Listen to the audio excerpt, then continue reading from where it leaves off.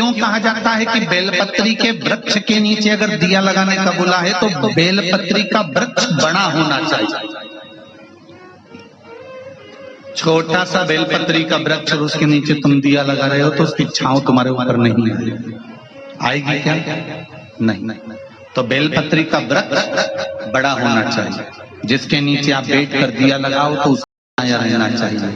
क्यों कहते हैं कि पंडाल में बैठकर जहां मौका मिल जाए, जहां जगह मिल जाए, पंडाल के भीतर बैठकर शिव महापुराण की कथा सुनना चाहिए। उसका कारण क्या है कि जो पंडाल बनता है वो शंकर भगवान की इस पोथी के ऊपर से चालू होता उससे जुड़ता 1 2 3 4 पीछे 5 साइड में 6 ऐसे बढ़ते जाए। जब एक दूसरे से जुड़ा होता है तो इसकी छत्र छाया अंत तक पड़ी रहती है, जहां तक आप बैठे थे।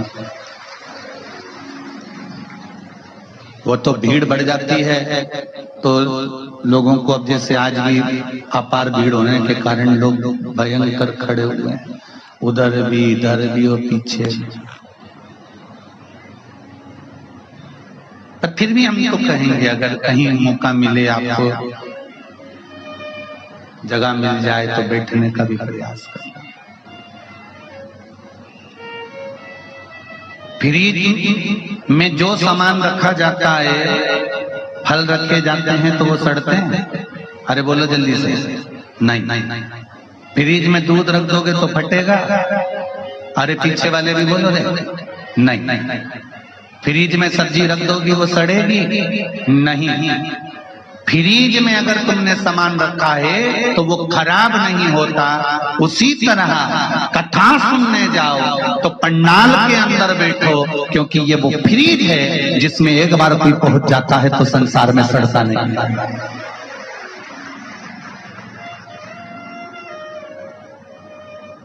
संसार में सड़ने से बचना है। काम, लोभ, आसक्ति, वासना, तृष्णा, मोह, ये सब मनुष्य को सड़ाने वाले,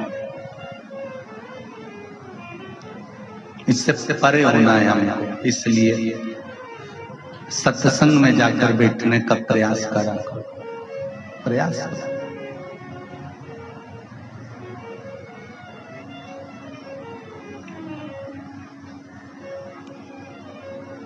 ना राम नाम लीनो, ना पहले भी कथा में कहा, फिर कह रहा है, पत्नी, बच्चे, घर और खाने को भोजन, पेट भरने का सामान तो तुम जितने जन्म लोगे प्रत्येक जन्म में मिलेंगे। सुन लेना रे भाई।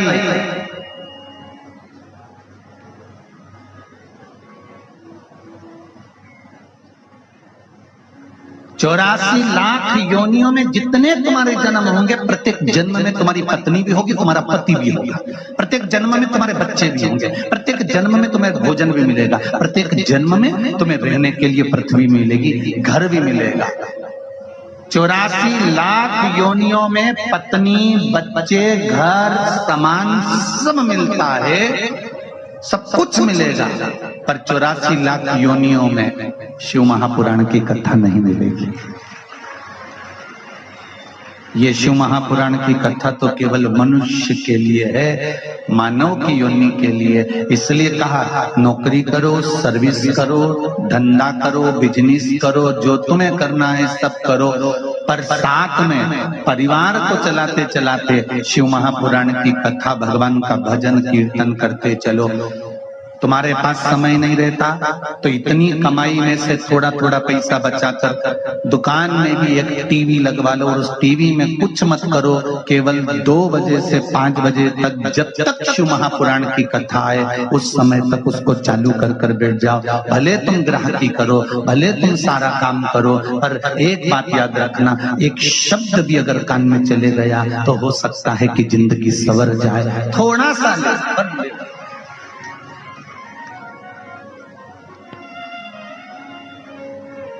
धर्म पत्नी भी अपने पति से कह सकती है, थोड़ा सा समय निकालकर कथा सुन लिया गया, दिन में समय नहीं मिले तो रात्रि में सुन लिया करो। अब पति कहेगा मैं इतना थक जाता हूँ, कहाँ कथा सुन पाता हूँ, कहाँ समय। और सत्य बात है माताओं, पुरुष के ऊपर गृहस्थी का बोझ बहुत ज्यादा होता है। आपको लगता होगा कि बस दुकान पर जाकर बैठ गए या नौकरी करने पहुंच गए, बस सवेरे से जाते हैं, जूते मूते पहने, बढ़िया टाई फाई लगाई और खूब जोरदार सब खा पी के नाश्ता वास्ता कर कर और पहुंच गए अपनी नौकरी पर। शाम को आए और आराम से बस बैठ गए और खाया पिया सो गए। पर ये नहीं है। एक व्यक्ति चाहे नौकरी कर रहा हो, चाहे बिजनेस कर रहा हो, एक पुरुष हो चाहे स्त्री हो, उसके ऊपर गृहस्थी का जब बोझ होता है ना भाई, तो वो ही जान सकता है कि उसके ऊपर कितना बोझ है। उसके ऊपर गृहस्थी का जब बोझ होता है ना भाई, तो वो ही जान सकता है कि उसके ऊपर कितना बोझ है।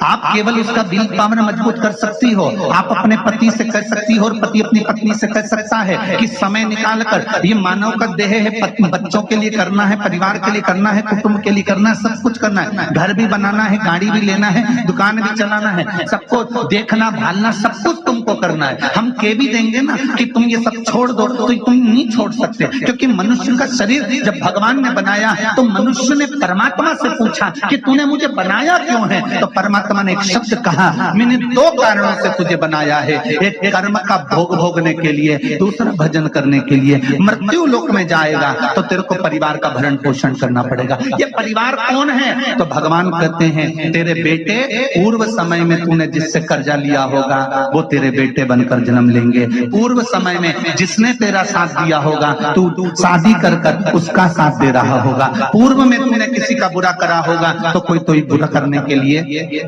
तेरे पास में आ जाएगा। कोई तुम्हारा धन खाकर भाग जाए तो रोना मती। भगवान कहते हैं कि पूर्व में तू उसका खाकर चले गया था, मर गया था, तो आज तेरा खाकर वो चले गया। इतना सारा पैसा एक जगह पर लगाया, एक कंपनी में लगाया, एक बैंक में जमा करा, मालूम पड़े बैंक की भाग गई, तो ये कैसे भाग गई? तुमने तो विश्वास करा था, पूरा काम करा था, कागज तैयार थे, सब लिखा पड़ी थी, कोई प्लाट तुमने लिया था, उस पर किसी ने कब्जा कर लिया।